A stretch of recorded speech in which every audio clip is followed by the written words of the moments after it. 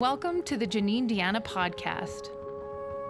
I'm Janine, and I'm joined by my best friend and the love of my life, Dana Lattery. We're partners in both life and business, which, as you can imagine, has produced some incredibly valuable conversations from both a female and a male perspective.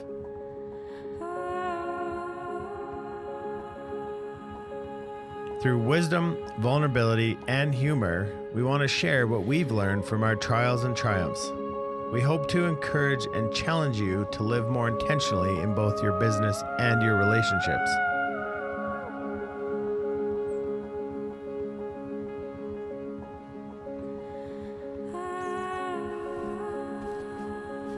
We also hope that you leave each episode feeling more joyful, energetic, and focused on your journey ahead. Thanks for joining us. Now let's jump on in.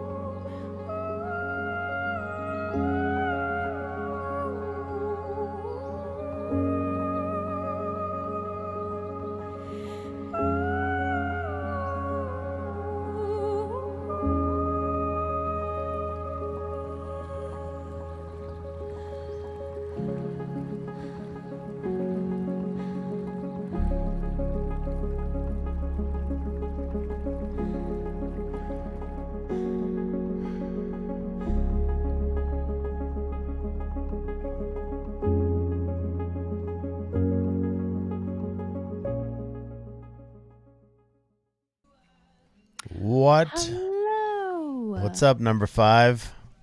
Who was your favorite? 5. What was your favorite short circuit? I feel like you're number 5. With Johnny number 5. Johnny number 5. That is also the number of fingers you have on one hand. Thank you for clarifying that. It's not true. 4 fingers. There 1 you thumb. go. See, now you're paying attention to detail. I'm here And for the it. details are what we want to talk about today. Oh, nice on segue. Little things like the title says, what is a coach and why do you need a coach? So we're going to kind of go through a little bit of a journey today. And it's not going to just be like, here's what a coach is and here's why you need a coach. We want to hopefully bring up some things in your business or in your personal life or in your business personal life, as so many of us are often closely tied to our business as well as our personal life. And so if we can bring up some pain points, and hopefully by the end of this podcast, this video vlog, whatever this thing is, you will say to me, I didn't know that I didn't know what I didn't know. What I didn't know. Yeah. Like, I have 4 fingers and 1 thumb, and that makes 5. I want to say, I keep doing that. I'm just waving. Hey, everybody. Hi, everyone. So remember, this is also interactive. So if you are here and you're sitting in the woodwork, feel free to answer questions, or if you're in the replay group, ask questions.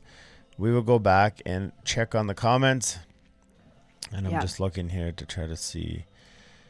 So that's kind of my job, is to manage the comments. Okay. I can't see it on my end. I don't know if that's something you can help a sister out with. Or I do think it's important that we're talking about how you said our life and our business are closely related, because as entrepreneurs, a lot of friction can come from trying to create a plan that ultimately separates those two things. Because when we are our business, obviously there's different boundaries in different areas, but ultimately we will never exceed our own level of self-awareness, our own level of growth.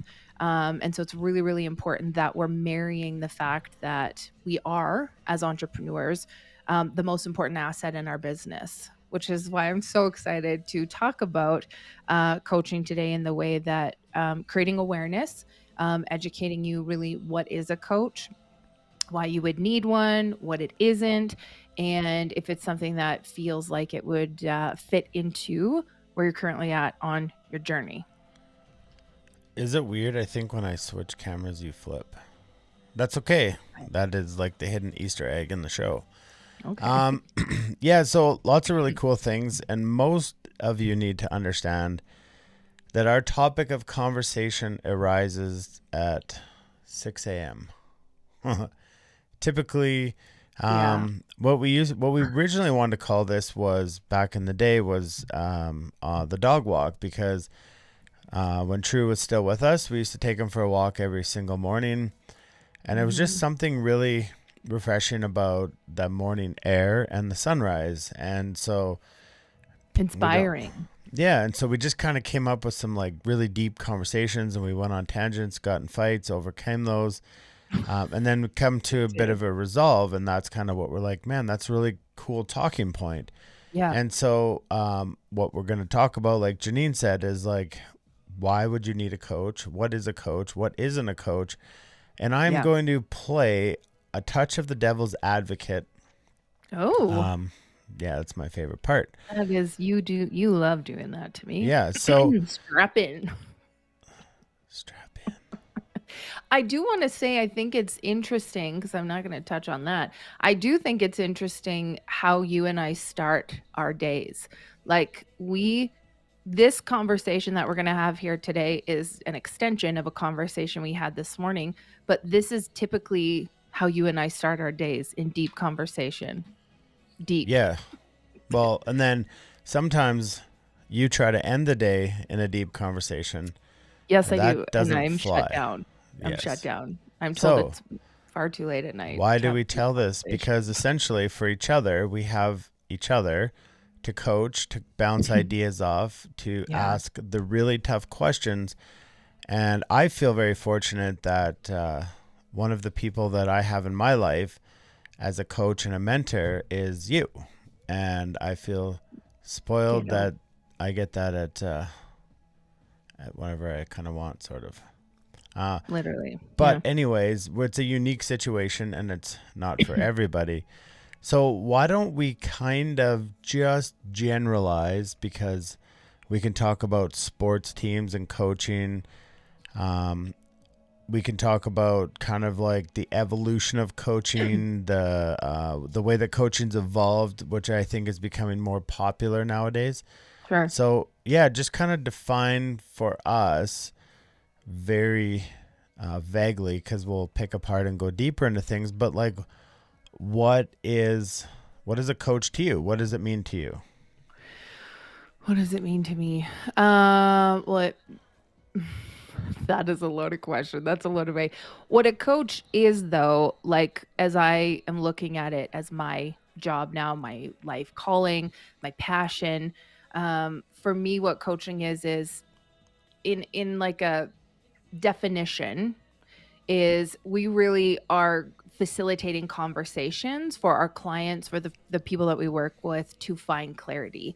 And it's like we provide this structured experience to help people stay focused, and to really maintain focus through the conversation, so that you can find the results that you're looking for. So the coach is there to really hold you accountable. I mean, there is a laundry list, which I want to get into, of what a coach is, but ultimately what we're here to do is facilitate conversations, ask the questions, create a support system, and provide accountability for you to be able to get from A to B in the most efficient way possible.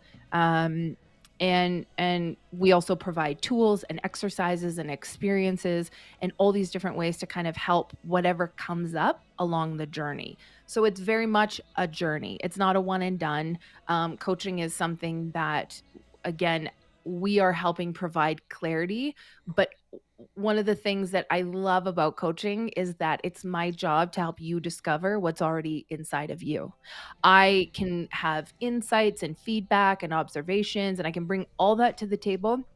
But my favorite thing is when a client says, "Oh, I knew that. I just didn't get that." And sometimes it's about connecting our heads to our hearts. Sometimes it's about um, creating less mental clutter. Sometimes it's about creating bigger, stronger, more clear boundaries. Sometimes it's about a better self care system. There's all these different things that it could be about as to why you're not from where you are to where you want to be.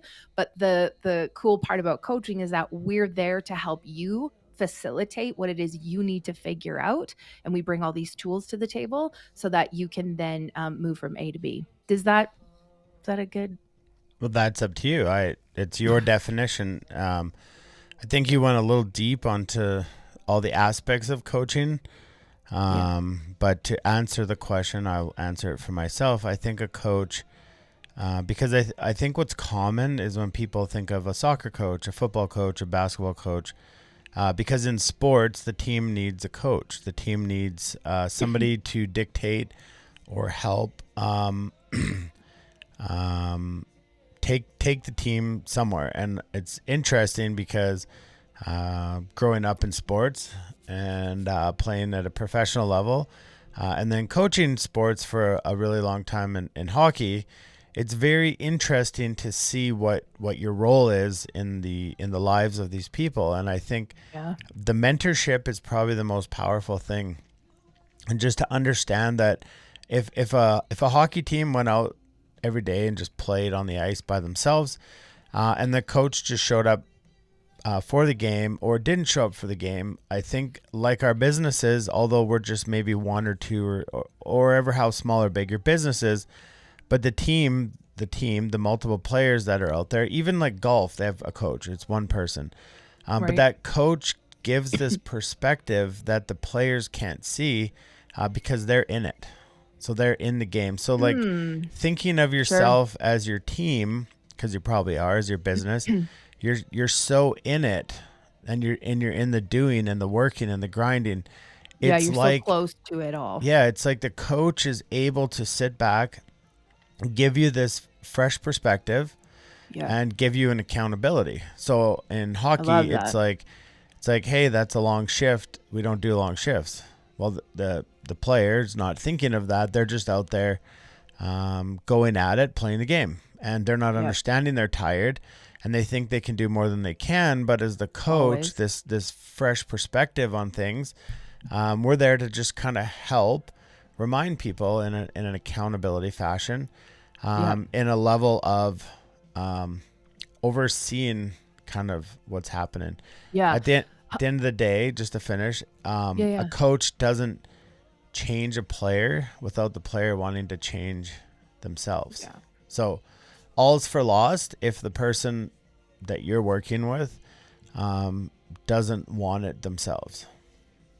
Right. And I think there was this really cool metaphor that you had come up with this morning that we were talking about how the oil change, We'll get into because that. Yeah, we actually don't. need the oil change. So where do you want to move from here? I feel Okay, like I could so just vomit at you. yes, you could, and we'll keep this streamlined. Okay. So now you've kind of defined what a coach is. Would you agree? And it's hard. It's a hard analysis based on the fact that we're both so in it, and you're just kind of like when you buy a red car, you see a red car. When you bought your Kia, everybody has a Telluride, and I don't Yeah. think that's true, but it's just kind of like You start seeing them there's a everywhere. psychological container, which that is called. But I see all the time as everybody's a coach. And I also saw that same aspect in photography where it was like everybody is a photographer. And so I asked the question this morning, which I'll ask again, is like, why do you think everybody is a photographer?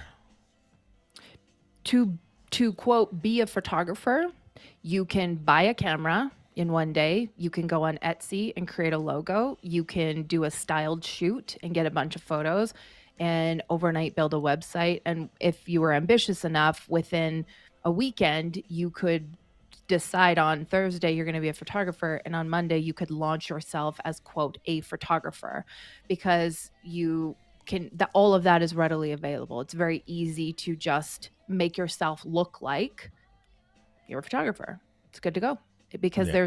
there is an easy element that doesn't equate to you doing a great job when you're at a wedding and stuff hits the fan and you don't know what to do. It doesn't equate to that, but you can appear very quickly as a professional photographer.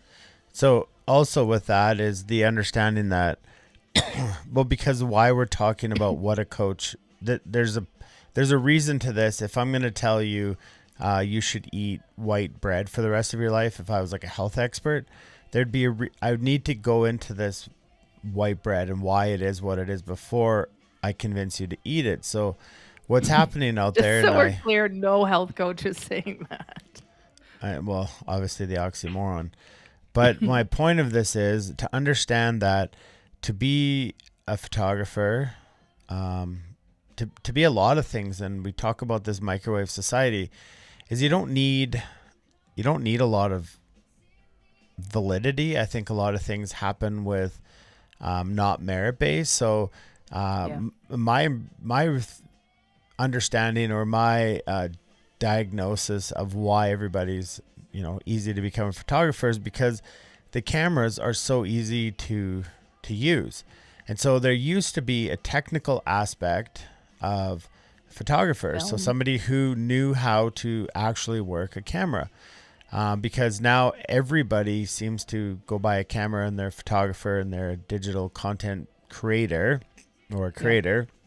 And so I find in that side of my life, it's an interesting thing to compete with, because you're competing with these people willing to do stuff for nothing, but they're not validated, they're not verified or anything. So in this, it's just this clouded market of like who really gets picked out from the crowd. The reason I bring this up, because I think the same thing is true in the coaching aspect, where potentially there's a ton of accreditations, okay, but there's essentially nothing you need to be considered a coach. And I see a lot of people I'm a life coach, I'm a business coach, I'm a coach. I think that it lends to people balking at coaches, just like in photography. It's like, who's actually legit? Right. In our guide industry, we won't get into that, but it's a very similar thing, as anybody can be a guide, and who's actually legit. And in the coaching aspect, there's the same questions to be asked. So I want to ask you, kind of like, where do you come from and what's your differentiator? Oh my gosh. Like, who am I and where do I go? Well, so we talked about it this morning, this background and experience. And I think a really cool point you hit on was it was people sitting in your your chair while you cut their hair. Oh, well, I think I just want to clarify the question. Why like what made me a coach, or what brought you here? Like what do you bring to the table? Obviously, you're going to touch on experience in the past, but what brings that? Why that, and why does that make you different than the next person? Because I've lived it. Because I've lived this and I've moved through it and I've gotten to the other side of a lot of things. I'm still learning so much. But this is real life experience and heartbreak and success and failure and every, lesson in between. And this was about, for me, paying attention along the journey and journaling and remembering what it felt like to be there and taking collectively the experiences and finding a way, because not everybody has a skill to be able to collect your experiences and create something to teach other people or share your wisdom with them in some capacity. For me, I've been an entrepreneur since I was 21. I had my first salon. And what's interesting about that is any woman who knows when you go to your hairdresser, it's like we joke that it's like going to your therapist. And so for me, spending 5 years behind a chair with my own little boutique salon and having women, up to 8 women a day sitting in my seat and me walking through or listening or conversating, we'll put it that way, conversating with women about their lives, what they were going through, taught me so many lessons that I have felt have been applicable as I've moved through future businesses. So to me, what makes me different for the female entrepreneur, it's like a life coach for the female entrepreneur, because that encompasses talking about your business, that encompasses talking about a compelling life future. It encompasses so many of the aspects that come from being an entrepreneur and having the choice to design your life the way you want. So I wanted to show up in a way that says, I've experienced the overwhelm. I have experienced the failures. I've experienced the tears. I've experienced success. I've experienced connections. I've gone through all that. And it was my, the greatest joy of my life. I feel like I get to live that right now in the conversations I have with women to get to a place where now I can say, I've learned a few things, still learning, but I've learned a few things that are really going to change the trajectory of your life. And here's how I want to share them. And it is specifically with female entrepreneurs because that's the experience I bring to the table. All right. So, photography business, you've done that for 12, you're still doing that. Yeah. Talk to me some things in your photography.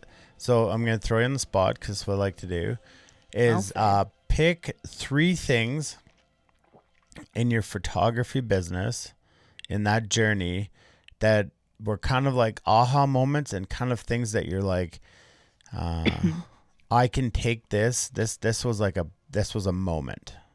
And if I could teach or pass this down to somebody, and I know I could change or fast track them many, many years of whatever. Does that make sense? Yeah, it does. And you're definitely putting me on the spot, but I think we can do this. So I think the first thing is that less is more, always. Less is more. And the more clarity you have about getting down to the root of what you actually want, the less you feel like you have to do. So when we are not clear on what we want, we start trying to overdo everything. And I've talked about this before, it's like being that kite in the wind where we're not really rooted, or we don't really know exactly what we want, or maybe we're not being honest with ourselves about what we want. So we just keep trying to do more and bring in more and try this and try that. And that's just so overwhelming. And I can come back to that, but I want to say the second thing that's coming up as I'm saying this is that I had to stop looking outside of me for the answers that were already inside of me. So I kept looking to all these external resources to try to validate what I just had to get honest and get to know myself better. I had to be honest with myself about what I actually needed, what I actually wanted, what I wanted my life to look like, what I want my business to look like. And that was all internal work. So the more internal work I did, the more success I had externally. So that was probably the greatest lesson that I have learned along the way.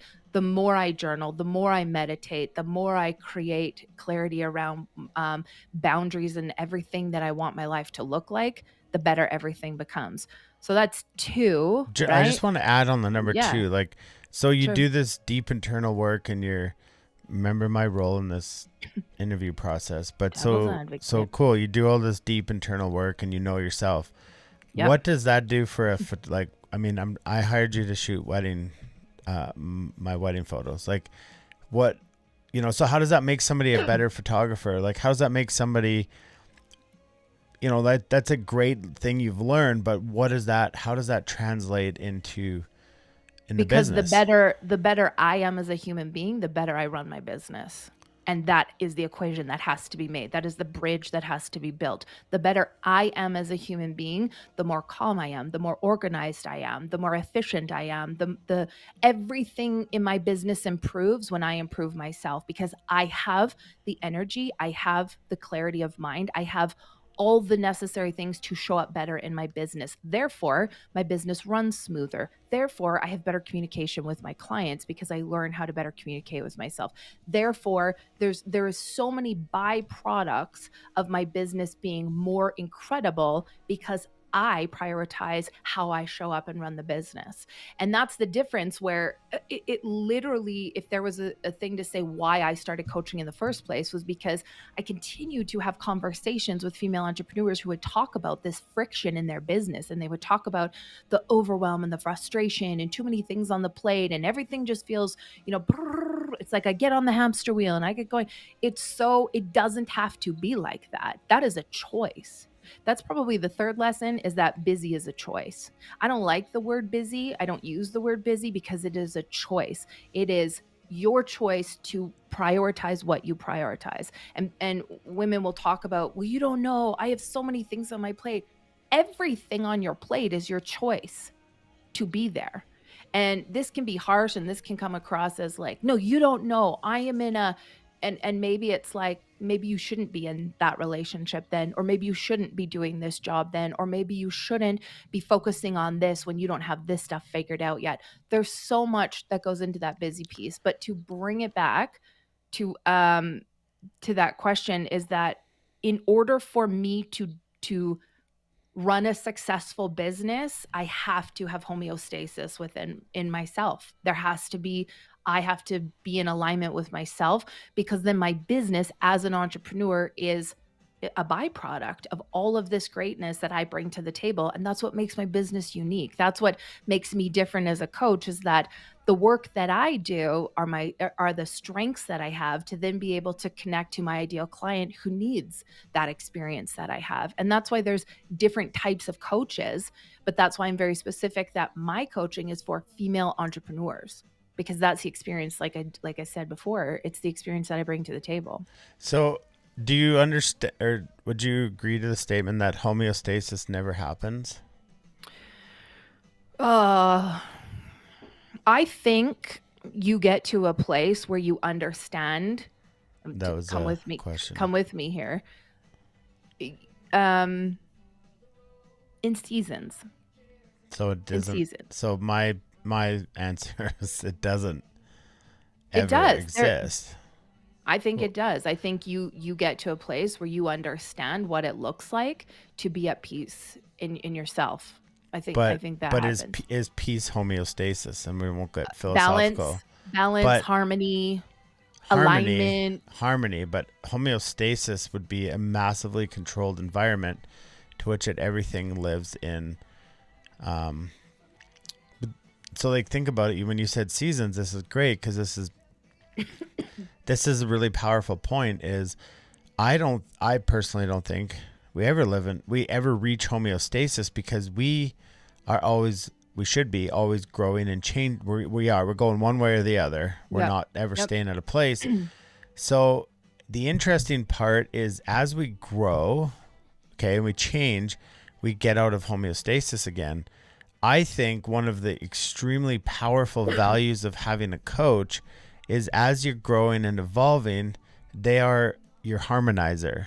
Okay. So it's like, I see you've grown, Janine. You've got a larger business. You've got, I got more money coming in. I've got more ideas coming in.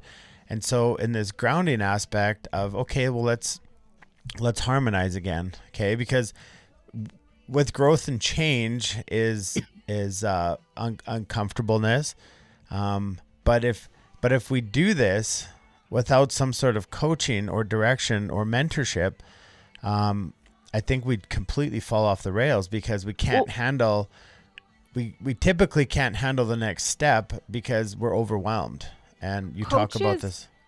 Coaches hold you to a higher standard. Like, they hold you to that accountability. And if you don't have somebody to do that for you, you will I shouldn't say always, but typically you will fall back into old patterning. right? And so if you don't have somebody to be checking in with and saying whatever that is, it's that we're like holding you to a higher level of accountability and consistency and showing up and creating a space for that to happen, for that support to happen. And without it's like it just feels so there's Well, so no, much it's you can true. say about it, but It's true, but understanding that if you want to grow, okay, so here's the pain point: you're not growing. You got all of these ideas and you're not growing, and it's like, yeah, oh my goodness. Two things: you probably don't have direction, and the other thing is you have no accountability for that direction. So you start going in a direction, and we talked about the oversight of a coach in a hockey game, somebody with a fresh perspective, and so it's like I'm going. I got some good ideas. A coach can be somebody to bounce ideas off. A coach can be somebody who can help reciprocate ideas. A coach can be somebody who is kind of there to let you just kind of barf your stuff. So there's a yeah, lot of different aspects that a coach has, but I believe that there's the power in bringing this homeostasis along the journey where friends are good. Okay, but I think sometimes, and I'm a huge believer of shutting your mouth and just doing, because I think hmm so many people want to do, and so they're like this, and this. It's like, you've said it before, like a kite in the wind. But yeah. to bring the homeostasis back and say, regroup, regroup, regroup. In hockey, we do it all the time. Playoffs happening right now. Big win last night. Regroup, refocus, back to the fundamentals. I need to touch on that because, and sorry to interrupt you, but I need to touch on that because regrouping or coming back to homeostasis or feeling rooted or grounded, whatever kind of verbiage makes you feel like like you have a beat to just okay, and you feel ready to go again. And I believe that will always be the journey, right? Like new level, new devil. Every time we grow and we change, there's new things that we have to face as we level up. But I feel like and I hear you on that homeostasis piece. I think that there is along the journey for us, there is let me say from my experience, what was an incredible change for me was understanding what it meant for me to get grounded, to come back to a place where I could reset. And that is completely unique to each individual. Some people, depending if you're an introvert or an extrovert or an omnivert or an amnivert, all of that depends on what recharges you and makes you feel like okay, I'm ready to go again. And too many times I've worked with women who don't know what it feels like to come back to a place of reset. Let's just call it resetting, okay? To reset, whereas you just are like it's hitting the fan, but I can't stop. I got to keep going. I got to go harder, or I got to do more, or I have to it just becomes about the doing and not about the I got to get back into what feels aligned for me. I got to reset and then I'm ready to go again. And what coaching is cool for the plethora of reasons, but coaching for me, my style, because again, it's very different for everyone.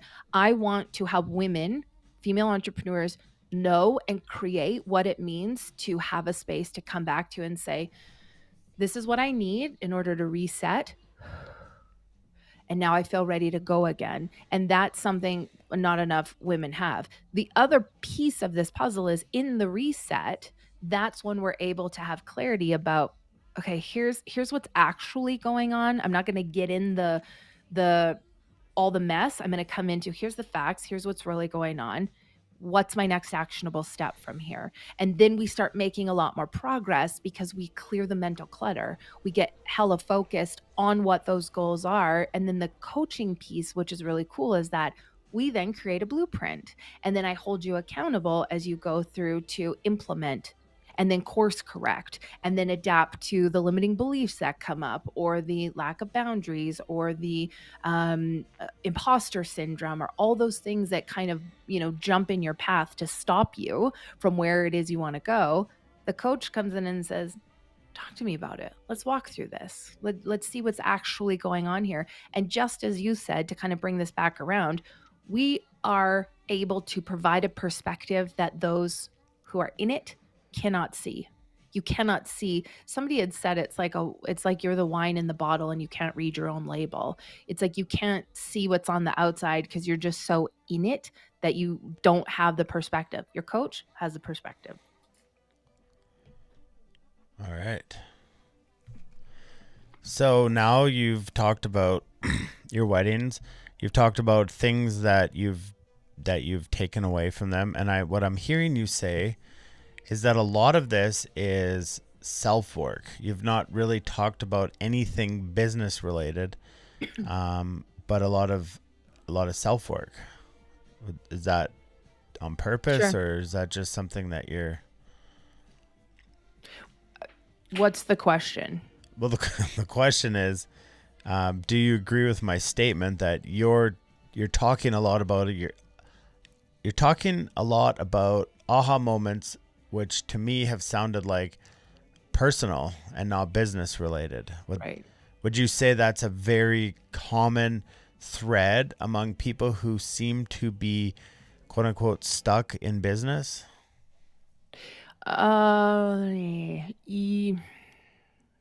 Like, so I mean, I like, know. are you saying like to the point in this conversation? That's what I've been talking about because we Well, haven't yeah, gone in. no, but I've asked you like your aha moments in photography business, and they've both come back to like, you know, simple is better, decluttering, and working on yourself. Right. Roughly sum those up. So would you Well, say maybe with all the women you've coached that if they come into it and they're like, okay, I need to know my business proposal and I need to know my business blueprint, and then you are going, pull the brakes, we got work to do.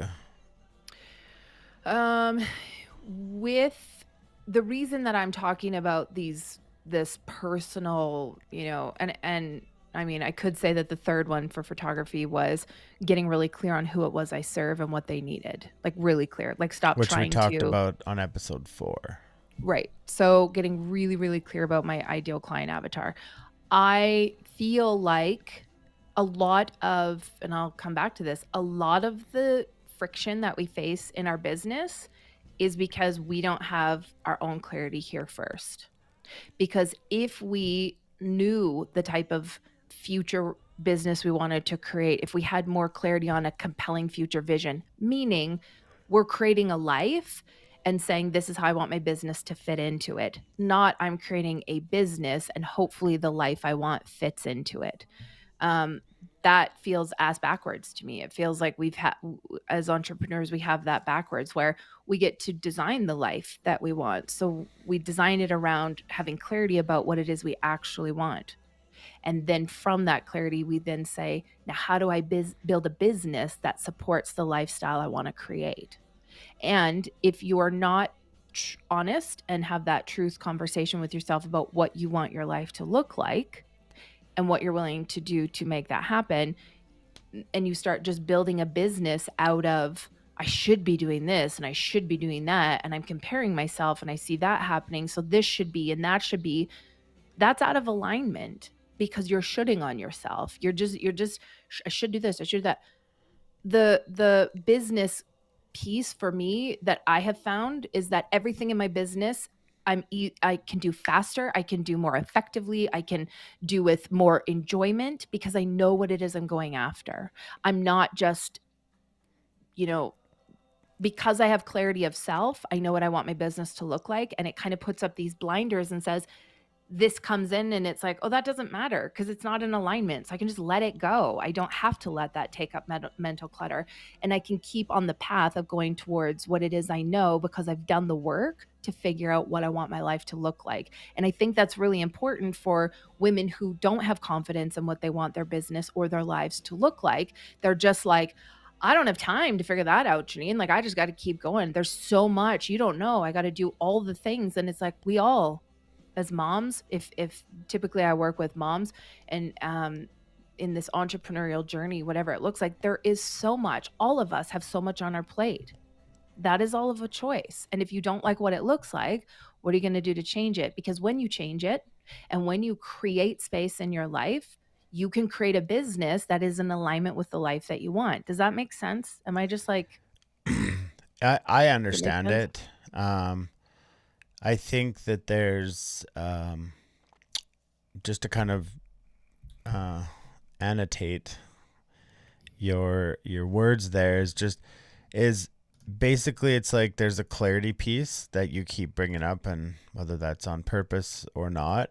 The clarity piece is that the reason I'm asking these questions is because after you've worked with whatever number of women, you have to have started to see some trends of how people's behaviors are, things that are limiting people. And from what I hear you say, I think you're saying that a lot of people are super confused, not confused about kind of what they want to do, but they have no clarity in really what they want to do. They have no clarity in how they're getting there. Because most people don't have a plan. They got an idea. And Yeah. is that, It is, because women will come in. I love that you asked it like that, because we'll come in and be like, well, of course I know. I want to have this, this, and this. But what I find consistently is that women have no clue what it takes to get there. They have no clue what they're going to have to sacrifice. They have no clue what they're going to have to prioritize. They have no clue what they're going to have to say no to in order to get there. They see somebody else and think, well, look, it's possible. She's doing that. So that's the goal. And what the work is, and what we do in the mastermind that I have, is we get into, how do I now schedule and plan and prepare my life to accommodate who I have to be to get to where I want to go. Who do I have to be? What habits do I have to have every day? What reminders or help with the kids, or with meals, or with cleaning, or with all these things? What has to happen in order to allow me to be who I need to be to go where it is I want to go? And women will say, they have these big goals, like, I want to be $1 million business owner. Okay. What does that take? Like, are you clear on who you have to be? Are you ready to make the sacrifices? Are you ready to say no to some of the things that you're going to have to, in order to prioritize the work that needs to be done in order to get to where you want to go? And what's interesting is, I've done this with a few clients where they have like this big audacious goal, and I'm here for the dreaming. I am all in for the dreaming. But when we get really granular and we start breaking it down and say, have your goal, but here's what it's going to take. And are you willing to do that? And that's not just like, yeah, no, totally willing. Here we go. It is, are you willing to create a schedule that has all this space where you say no to all this stuff, so that you can say yes to the things that it's going to require you to do, to be, to embody, to get to where it is you want to go? And I think there is a lack of clarity. I love how you said that. There really is a lack of clarity about what it takes to bring to life these dreams that we have. yeah, that's interesting. In our guide school, which starts this weekend, we talk about it a lot, where I think people don't know, they actually don't know what it takes.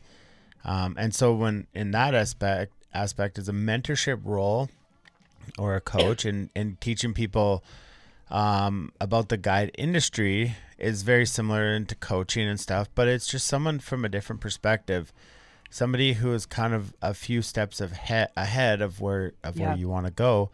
And it's looking back saying, here's honestly what it takes, and are you ready to put it in? And why that's refreshing to hear from a coach or a mentor is because sometimes you like, so back to the mountains again, but it's like, if, oh man, which one? Well, it was the first one we did, and somehow in your head you thought it was like 20 kilometers or 14 kilometers. And so I did. When we were about 3/4 of the way there, we were like 7/8 of the way there, and you felt like in your head you still had 7-10 kilometers, like, 4 7 more more. hours. I thought we had like double what we had just done still to get to the summit. Yeah. And so in that, as me, your coach, mentor, in that moment, someone who's a few steps ahead of you, who's been there, who's done that, your Sherpa, is The ability to say you were literally ready to put in what you thought you needed to get there. But the idea of Yeah. a coach is like, hey, this is what it's going to take. Are you ready? Because some people want it and they don't know what it takes. And then they get into it and it gets tough and they quit. And they quit Yeah. because it got tough. It Yeah. didn't quit because tough sucked. It quit because they thought tough was the end. They thought tough was the obstacle, the precipice, the point at which they couldn't get over because nobody gets over that point. But when they have a Right. coach there who leans over the edge and says, "Hey, Janine, just grab my hand. This once you get over here, your goals are right there." But when Yeah. you don't have that coach, that mentor, that fresh perspective, you quit. You quit because you're not aware that that's just a roadblock. You Yeah. quit because you don't come back and have accountability. You quit I because think, can I just say, I think that's coming back to what you said. I think that's where the experience comes in. It's because, and why I coach female entrepreneurs is because I know, because I lived it. I didn't take a Udemy course on the weekend and decide to be a coach. It's that I actually walked through. So I can come at my clients with all sincerity and saying, I know it's hard right now. I know it's messy. We're in the middle, but I also know what happens when you push through this.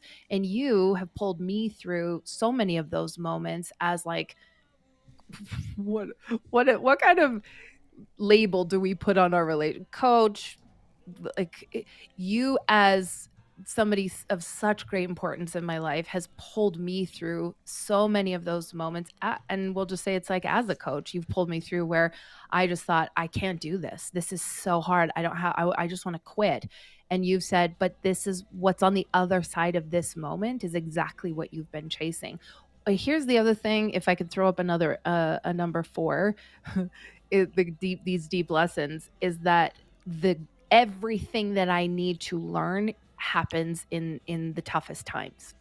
It happens in the failure. It happens in the mess where I just think I want to quit.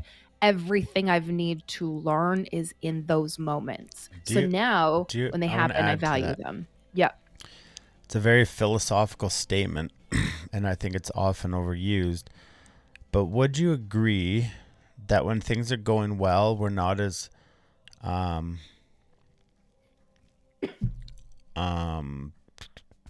we're not as open, or not open, it's not the right word, available.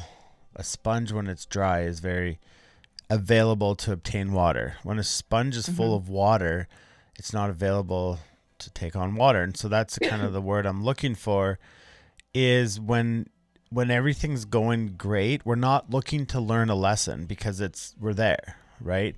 And often in hockey, as a coach, to me, the times that I wanted to teach or be tougher on my players was when we were winning, because they weren't seeing the lessons that were in front of them. And so it's like, it's going well, I can push them a little more and I can expect a little more out of them. And there's lessons in the winning. And I know what you're saying about the losing, but the statement could probably be qualified based on the fact that in those times we tend to go, oh no, what's the lesson here? Not everyone, but most people are at that enough emotional intelligence to say, I don't know. In a tough time, we say, you don't lose, you learn lessons. It's a tough time, learn a lesson. That's always the vernacular of the world. And so it is in those tough times we learn lessons. Yeah. But I think we can't negate the massive lessons we're learning when things are going well, when we're having success, when a season of photography we're fully booked, or we're booked up for 3 years in advance, or your coaching schedule is fully booked. It's like, let's pause in those moments and say, how did we get here? Right. Well, But I like that you're bringing it up, because life is a lesson. Just like there's a blanket statement, very applicable here. We're always learning. The piece for we're not me, always learning, but well, we're always being taught. sorry. Okay, fair enough. I maybe I'm unique. Everything I want. I just want to always be learning. And what I want to say is the practice of journaling and of meditating. So let's just call it my self-care practice. That practice is where I am constantly creating the equation of what was the lesson learned, whether it's good or bad. It's a daily practice. It's a daily practice of checking in. What was that? How did that happen? How did I get here? That's just a mindset that I have, and I get that that's not what everybody does.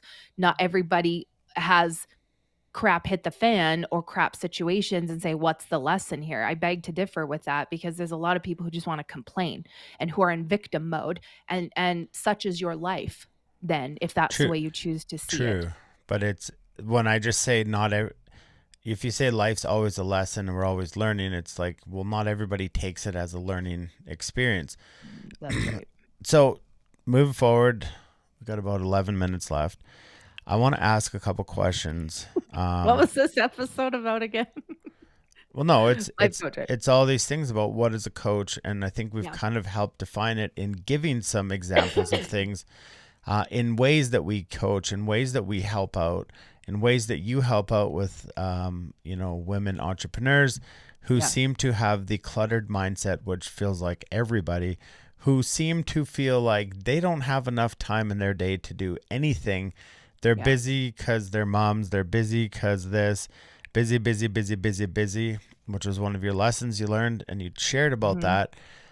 But to have the coach, the person, the mentor, the person who helps sit you and say, let's lay it out. Let's look at Yeah. it. The fresh perspective, and the idea of the coach. So, another thing with what you do is you do some PDFs and some download. It's a joke because everything's a PDF to Janine.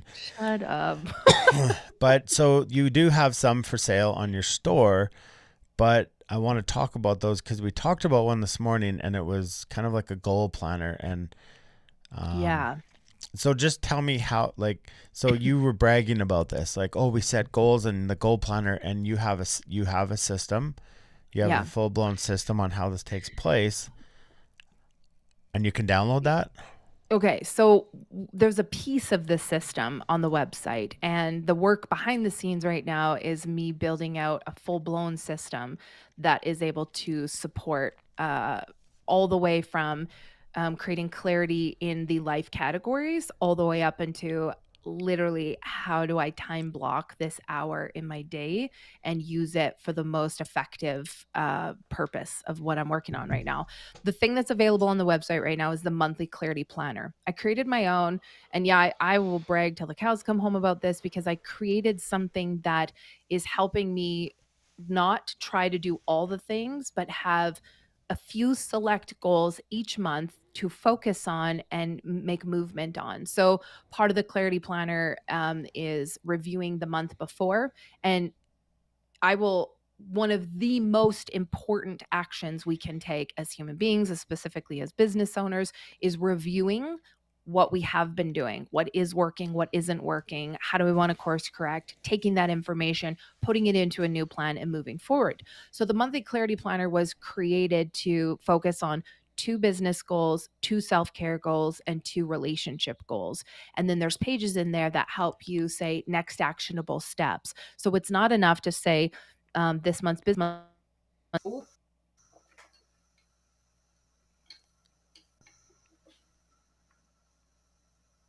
Can you hear me? All right, so now There we go. There we there we go. go. The goal with it is to not overdo it. So say you have 2 business goals for the month, and one of them is I want to start a newsletter. The whole point of the next actionable steps is for you to then break it down and say what needs to be done in order to take the next step. And then once that step is taken, then I take this step, and sequentially you move through it. And then we create these SMART goals where it says by the end of the month, this will be successful if this, and this is done. So we're very specific about what we want to do, what it's going to take to do it, and then how we're going to know it's successful. And then each week, there is a pre plan your week out so that you're going through and preparing for the whole week. And then you take that and break it down into days. And what do I need to do each day? And then we break that down into how many tasks. And the sheets are designed so that you can only have 3 major things in each category. This business that women have of creating a checklist of 26 to-dos today, and then we're mad at ourselves that we don't accomplish something that we never had the capacity to accomplish in the first place. And then we start self-shaming ourselves. I had this big list, I didn't get it done. And then we start taking that out on other people, where if supper doesn't get made, and it just trickles down into our lives. So if we are clearer about what it is we're working on for the month, what the next actionable steps are, where in our schedule we can marry that information. And I marry my self planner to my Google Calendar. So I put those things together that says, here's the time I have, here's the things I want to do, here's when I'm going to do them. And so that clarity planner is available on the website. The thing that you're referring to, and I'll just touch on really quick, is I run a VIP mastermind with a group of women for the entire year. We meet every Monday, multiple times throughout the week. And part of the process is that in December, we did a goal vision clarity workshop. So we went through, what do we want in our lives? Where are we at? What's been going on? What do we want to create? What do we want to focus on for the year? And then we created a vision board for the goals we want to do this year. And then in January, at the beginning of Q1, we broke down, I created a quarterly planner. So we reviewed what was happening at the end of the last quarter. What did it look like? And then we took that information, took what we learned, took what we want to work on, married that together and put it in a plan for Q1. So then we went through Q1 and we have 3 of those monthly clarity journals, January, February, and March. We lay out the goals that we want to work on for Q1 in each of those months. And then at the end of Q1, it was the first time that we had done this as a group. We all sat down in a boardroom together and we reviewed quarter 1. Were the goals good that I set? Did I have clarity about what exactly I wanted to accomplish? Did I create space in my calendar to do these things? All of that was laid out. And then there was the pre-planning of Q2. And it was the most beautiful thing for the girls to be able to have so much information and clarity about how am I actually going to show up? I actually overplanned. I overcommitted. I didn't like how rushed it felt. I'm going to dial it back. I'm going to focus on these things for Q2, and I'm going to do this in April, this in May, this in June. And then you lay it out, and then you've got a blueprint to follow. And then it just becomes about showing up every week. What's working? What's not? How do I course correct? Get back on it. Plan your week out. And the beautiful thing about this is life, let me say this. One of the biggest takeaways from this is that you are not reacting to your life. You are prepared for your life. And so then so much overwhelm is redirected or dissipates because it doesn't need to be there anymore because you're prepared. You know what you have coming up. You know when you're working on your stuff. And ultimately, stuff starts getting done. You start reaching goals. You start seeing the bottom line moving. And that's the overarching system. And that's a really, really long answer, but my goal is to be able to create the whole system so that everybody can have every piece of it and be able to move through it on their own, or maybe be part of the mastermind next year. You've done a lot of courses over the years. What is one, and so how many courses do you think you totally complete based on courses started? 90% do not get done. Why? No accountability, no clear direction. I bought it out of like, oh, maybe this will help. Probably the idea behind that is that you bought a course or lots of courses. We've had this conversation many times. Yep. And then I asked the question. Upwards of I just want to say this, upwards of over $20,000, just give or take. There's been a lot of courses last week alone. She loves the courses, which is great because, like you said before, you're always wanting to learn. Mm-hmm. The point of this question is because we always go back to this, and I say to you, that's because there's no accountability. It's like people, yeah. It's like me and doing online schooling at points. It's like nobody cares if you get it done, which brings us back to the whole oil change metaphor. I just want to say this before why it happens, because life happens, responsibilities happen, overwhelm happens, self-doubt happens, limiting beliefs, schedule change. So much internal and external stuff happens that derail you. And if there's nothing holding you accountable, you just get swept away. Well, it's all of those are excuses and they're reasons.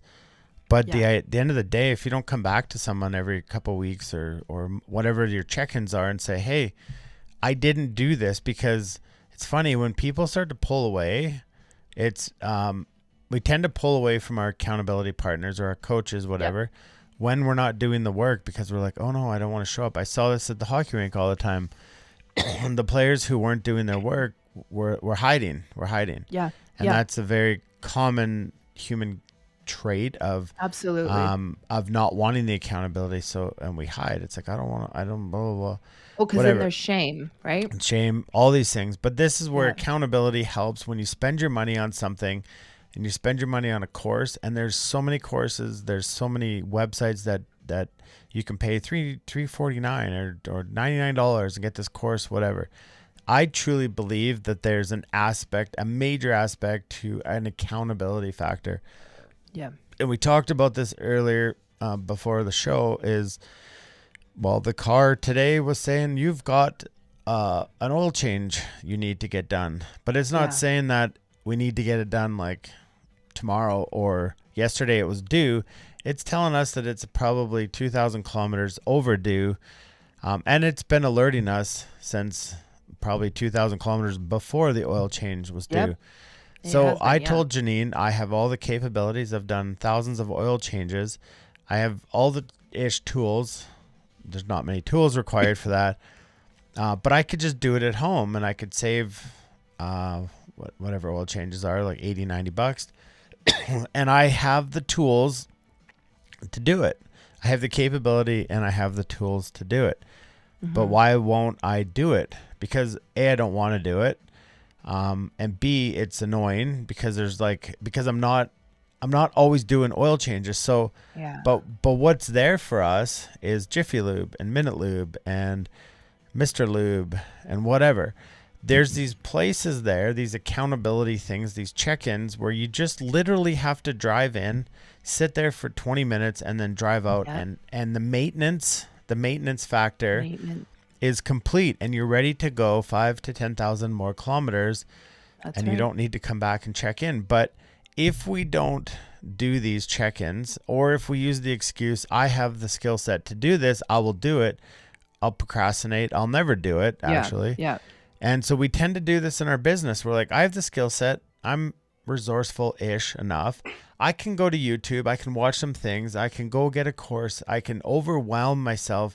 I'm already overwhelmed, but I'm re-overwhelming myself with courses and books and literature and this and that and this. And I have no direction. But it's why it's why a coach exists, is because it is your maintenance. It is your oil change. And they're designed to be there with all of the tools while they're in it to come in, give you service, get your maintenance going, and get you back on. And they check over everything and they suggest stuff to you. And I remember saying, as you were talking about, but what happens is when you leave it for so long, when it's 10,000 overdue, the impact starts failing. Things start not working. You start seeing the friction from not maintaining something. And then by the time you get there, it takes so long to clean up the mess that if you would have just maintained on a consistent, and it's much more costly, right? Because then all this, all the byproduct of not maintaining is all this other stuff starts to default. So, and then it takes longer to come back. It takes longer to clean it all up and get you back to that space that says, okay, I'm ready to go again. But if you continue with the maintenance, the regular maintenance, you do these, like you said, 20 minutes. I check in, we get the oil changed, we do a quick accountability call, we head back out and do all the things. I love it. That's the power of a coach is there's a massive amount of clarity that comes out of somebody seeing things from a fresh perspective. There's an enormous aspect of accountability. Somebody who helps keep you on track. And it's interesting because people say it costs money, and it does, but isn't your goal in business to make money? And so it's real dry in here. I'm starving, which is why I'm You're quickly hungry? getting out of this. But I want you to think about this, because I heard this about 4 months ago, and it's probably changed my life. And somebody, I don't remember exactly who I can give credit to, but the premise was this: your money is never meant to sit there in a business. Okay, we're talking business here. Your money needs to be making you money. Okay, so if you've sold a few products and stuff, and you're sitting there watching that money and be like, okay, I might need this for a rainy day. That's a whole nother financial. I respect that. Sure. But to know, because I was always afraid, I'm like, okay, if I just got blah, blah, blah, blah, blah, X'd more products or did this or that, but this is going to cost money, but it's going to bring me revenue, but I got to put out the money, or I get a coach and I say, hey, I know this is costing me $200 to $2,000 a month, but it's like, but I want to take the next step. And it's like, so you're using your money to make you money, and it's so powerful, but it's often neglected because people are like, oh, I don't really need it. But we pay $200, $300, $400. Struggle. Yeah. But you stay status quo. So ask yourself the question, are you okay where you are? And is what I'm doing working? Is what I'm doing working? Because Maybe it comes back to the piece that you said you just shifted my mind when you said that. Maybe it is. What you're doing currently. Don't tantalize me with your blue eyes. Is what you're currently doing working? Because it goes back to that piece where you can have all the information, but if you're just because you have it doesn't mean you're going to do it, and just because you do it once doesn't mean you're going to be sustainable doing it. And coaches really help you stay committed in the moments you get distracted, because inevitably you will be distracted. That's just life. And so that coach's responsibility is to come in and really help you stay committed to continue moving through this. And they are that constant support system that if you don't have family, if you don't have friends, if you don't have the network, or maybe you do, but it's not focused enough on the specificity of what you need, that's what coaching does. Is it comes in and says, Dana, you tell me, where you at? What's up? What's happening? What do we need to work through? What do we need to discuss, bring light to, whatever that looks like? And then how do we get you back on your path to say, next actionable steps, I'll see you in 2 weeks or whatever. So do you have anything else to add? I think I just want to be clear, like, what life coaches aren't, because I'm not a professional listener. I'm not here to be like, what do you want to complain about of all the crap storm that's going on in your life? Because coaches really aren't there to be a sounding board for complaining, and that we get lost in our story. We want to get on with the coach and be like, oh, this week has been, and like you said, all those things are just excuses. You just start getting into your story and all the reasons why you're not doing. And I'm very clear, you have results or you have excuses. It's that simple. And I get that there's stuff in between, and I know we've conversated about this, but at the end of the day, you showing up and using your time to complain is going to get you nowhere. It's going to keep you exactly where you are. So the thing that hiring a life coach really does is it helps you stay consistent with we are solution and action oriented. That's what coaches do. It's like, I hear what's happening. I don't need the whole deep, dark story of all the things. I don't need it. I need to come back to what's our breakthrough? What's our purpose? What's our mission? What's the result we're looking for? What's our North Star? What are we working towards? How can we be solution oriented and keep it simple? I say this constantly to my girls. How can it be simple, and how can we be solution oriented? And then what's the next actionable step? NAS. The girls will say this, NAS. So that, I just want that clarity. We're not here to, heal traumas or childhood stuff. Or there are, there's a therapist, and there's, the deeper work that has to be done with a lot of that.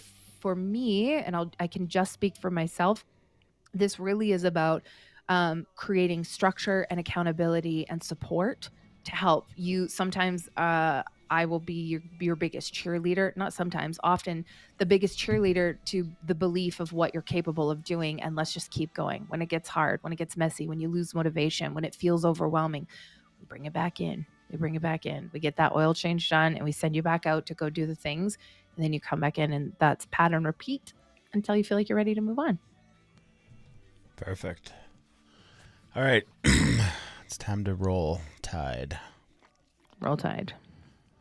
All right. So the last thing I just want to leave it at is to ask yourself this question. Do I have too many sources and not enough resources? Sources meaning you have a plethora of courses and books and downloads and PDFs and printouts. Resources are coaches, mentors, people in your life that are a resource that can help you unpack your sources. Because I feel a lot of people get geeky about business and they're full of sources. They can go find things and say, I got this book, I got that, I'm going to read this, I'm going to do this, I'm reading this book, blah, blah, blah, blah, blah, blah. And they never do anything. I find when you have the resources, the people, which I call mentors or coaches, the true magic happens. It helps you put it all together. It holds you accountable. It keeps you moving forward, and it doesn't allow your excuses to get in your way, which is often the downfall of entrepreneurs, because or solopreneurs are kind of by ourselves a lot. I want to say this. It's called, I use this term, procrastinating, where you just keep like trying to learn and download and take a freebie and do a course and invest in this. All of that is distraction unless you're actually, this is what I always say, input in should equal input out. And if you invest in something and you haven't, let me say it like this, and I loved this example that I use now as a former course. I wanted to use a bad word. I feel like I will look at, have I been looking for this? Is this something I've been looking for? Like if I'm advertised to and something pops up, I'm like, ooh, that looks cool, because I'm literally being marketed to. I have to check myself and say, have I been looking for this? Is this on my radar? Is this something that it's like, oh my God, this is exactly what I was looking for? And then even if it passes that test, and it is, I then have to ask myself, do I have space in my calendar to do this course? I have courses that I bought with the intention of doing later, and they're not even relevant anymore, right? Like platforms changed or situations changed or whatever it was. It's like complete flush the money down the toilet because it's not even relevant anymore. If you buy something and you first haven't looked at your calendar and said, I have the space, the room to do it, and here's when I'm going to do it, then you have no business buying it, because it's just going to go get on the pile of all the other stuff that the good intentions pile. That's the real expensive good intentions pile. That what did you do with that? What did you do with it? And what did you do with it? All right. I know what you're gonna. I know what you want to say. You do see yourself. You do see yourself in the camera, do you? Hey, all that's right. why I'm. It's mirror work. It's mirror work. Lived it. Okay. I've lived it. All right, folks. The fine folks. You were nice. I thought I was scared you're going to be a little bit more aggressive with the devil's advocate, but all right. Babe. Well, until next time, typically 2 weeks, every 2 weeks. Yeah. We'll regroup. Can we put the link to the monthly clarity planner somewhere? Where do we put it? That's part of the pre-planning. Janine, Deanna. Anyways, look for the link in the description, which will have the monthly clarity planner, which works great, but after a while it doesn't, because you don't have an accountability partner, which is your coach, which also can be found at JanineDeanna.com. Until next time.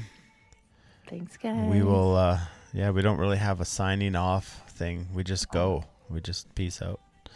All right. Bye. Cheers. Bye. No.